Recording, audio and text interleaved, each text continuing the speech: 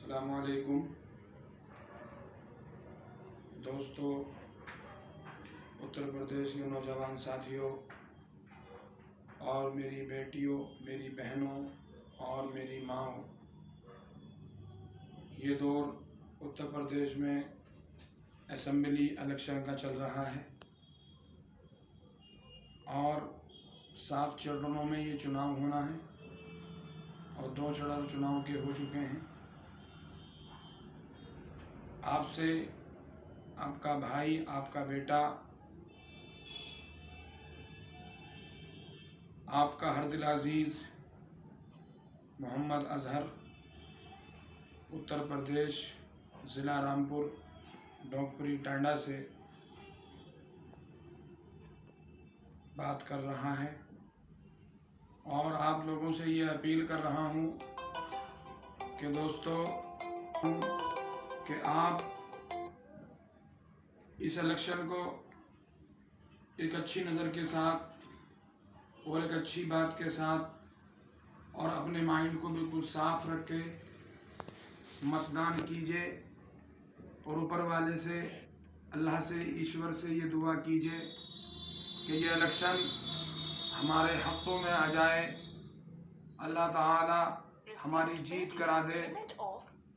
एक ऐसा व्यक्ति जिसका नाम मोहम्मद आज़म खान साहब है, जो 40 बार यानी 40 साल से हमारे और आपके बीच अपनी ज़िंदगी की कुर्बानियाँ दे रहा है।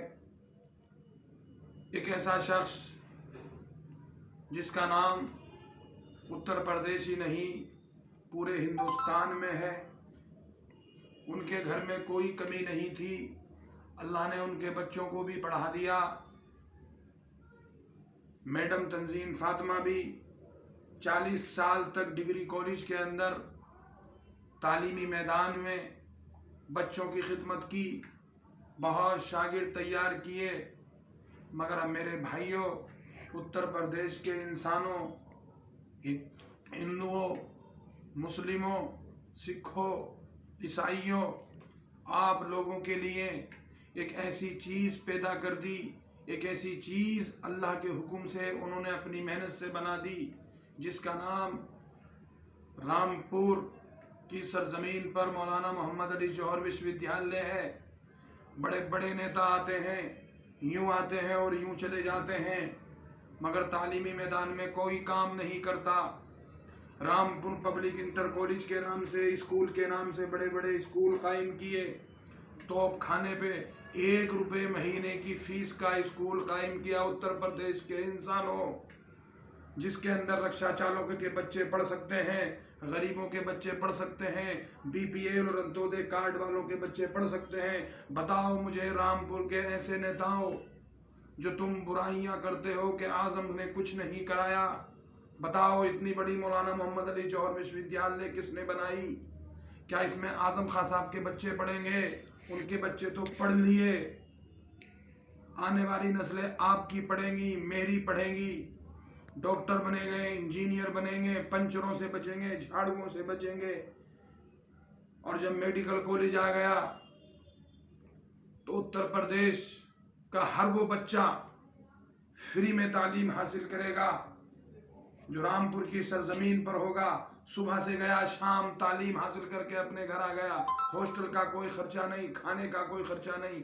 आज उस आदम के बारे में आप ऐसा सोचते हैं, जो जेल के अंदर रहकर अपनी वीडियो भेजते हैं, सोशल मीडिया पर डालते हैं और बड़े इमोशनल होते हैं और कहते हैं वर्दी से मत डरना, वोट करना। तो मेरे साथियों, मेरे दोस्तों, उत्तर प्रदेश की जनता, अगर आपको अपने आप को मजबूत करना है और आपको एक एक बच्ची को, एक एक बेटी को, एक एक बहन को इंसाफ दिलाना है, और समाजवादी सरकार ने ये घोषणा पत्र में लिख दिया कि हर उस बेटी को जो पढ़ना चाहती है, ग्रेजुएट तक उसकी तालीम की व्यवस्था, उसकी एजुकेशन की व्यवस्था फ्री होगी। तो मैं आपसे अपील करता हूं, समाजवादी के सिपाहियों और उत्तर प्रदेश के इंसानों, अगर तुमने इस बार उत्तर प्रदेश में समाजवादी का चिराग नहीं जलाया तो आपको हमें बड़ा ही अपना मुंह की खानी पड़ेगी और पूरी जिंदगी पछताना पड़ेगा। और ये मौका हमने गंवा दिया तो याद रखो हमारी सुनने वाला कोई ना होगा। अब तो ये मीठी मीठी बातें बना के तुम्हारे पास आ रहे हैं, जब ये सरकार आ जाएगी जो इस टाइम सत्ता में बैठे हैं उत्तर प्रदेश के अंदर और सेंटर के अंदर, तो ओबीसी वालों, एससी वालों, तुम्हारी कोई सुनने वाला ना होगा। मुझे कोई पैसे नहीं दे रहा है आपके लिए समझदारी की बात बताते हुए। मेरे दिल ने गवारा किया, मेरे ज़मीर ने मुझसे कहा, तो मैंने आप लोगों को ये बात रखी। अरे विकास, जब हम घर में इंजीनियर खुद होंगे, डॉक्टर होंगे, मास्टर होंगे, विकास तो हम खुद करा लेंगे।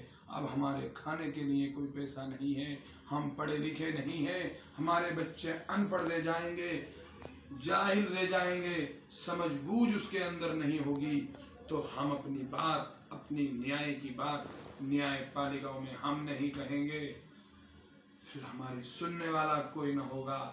इस आजम खान ने इतनी मेहनत की है, आली जनाब मोहम्मद आजम खान साहब, अगर वो चाहते अपने बेटों को सत्ता में, इतनी ताकत में रहते उत्तर प्रदेश के इंसानों, हिंदू मुस्लिम सिख ईसाइयों, वो किसी भी ओहदे पर फाइज कर देते अपने बेटे आजम अब्दुल्ला को। वो आईएएस भी बन सकते थे, पीसीएस भी बन सकते थे, आईपीएस भी बन सकते थे, मगर बाप ने कहा कि जैसे मैंने 40 साल तक सेवा कर रहा हूँ और 40 साल से कर रहा हूँ और जब तक जिंदा रहूँगा करता रहूँगा, अब्दुल्ला मैं तुम्हें अपनी मफाद के लिए नहीं छोड़ूंगा, सबकी मफाद के लिए काम करना। मैं तुम्हें नौकरी करने वाला नहीं, बल्कि ऐसा मोहम्मद अली जौहर विश्वविद्यालय का सीईओ बनाऊंगा जो पूरे उत्तर प्रदेश की जनता की सेवा करो आजम अब्दुल्ला तुम। और आज हमारे आपके बीच स्वार टांडा से एमएलए का इलेक्शन लड़ा है, इंशाअल्लाह इतने वोटों से जीतेंगे मेरे नौजवान, मेरा भाई मोहम्मद अब्दुल्ला, आजम अब्दुल्ला, कि इंशाअल्लाह गिनती करते करते थक जाओगे, मगर साइकिल के बक्से भरते नजर आएंगे और जीत हमारी होगी, जीत हक की होगी, जीत सच की होगी। और मैं आपसे कहता हूँ 5 चढ़ रह गए हैं उत्तर प्रदेश के इंसानों। आदम भाई ने बहुत हिंदू मुस्लिम एकता की बातें कही हैं। मैं रामपुर का रहने वाला हूँ, उत्तर प्रदेश हिंदुस्तान की जनता आज तक माननीय आली जनाब मोहम्मद आजम खान साहब ने किसी भी जाति, किसी भी बिरादरी वाले को पक्षपात रख के कभी अपने हाथों से ईजा नहीं पहुंचाई है, अपने कलम से कभी गलत साइन नहीं किए हैं। कसम खाता हूँ पूरे रामपुर के अंदर किसी दुकानदार को कोई ईजा नहीं पहुंचाई। अगर मैं झूठ बोलूं तो मेरा वो हशर हो जो किसी से देखा भी न जाए। दोस्तों, आपसे अपील करता हूँ, हाथ जोड़कर, हाथ फैलाकर एक एक वोट समाजवादी पार्टी को कर दो। इन 5 चरणों में इतना वोट डाल दो, इतना वोट डाल दो। माननीय अखिलेश यादव ये याद रखें कि हाँ, उत्तर प्रदेश ने मुझे दूल्हा तो बनाया, मगर बहुत तगड़े सहरे के साथ दूल्हा बनाया। मैं अपनी बात ही ख़त्म करता हूँ। अस्सलामु अलैकुम, जय हिंद, जय भारत।